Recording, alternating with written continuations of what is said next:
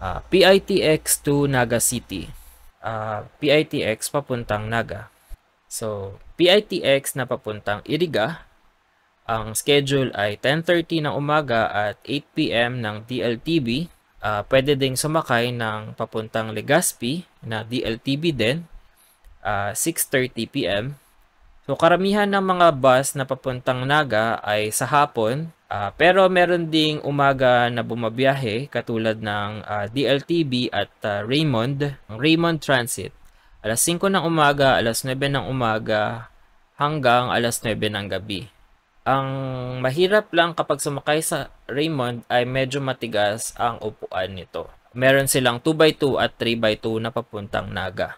So kung gusto mo ng medyo mas komportable na sakayan na papuntang Naga, maaari kang sumakay ng Peña Francia o di kaya Alps at DLTB na papuntang Naga, Iriga o kaya Legazpi. Kung nagtitipid ka naman, pwede kang sumakay ng mga ordinary na bus katulad ng Sibragais at ang pamasahe ay nasa 700 pesos papuntang Naga.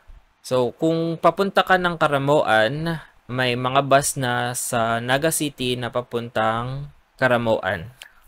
Okay, next question.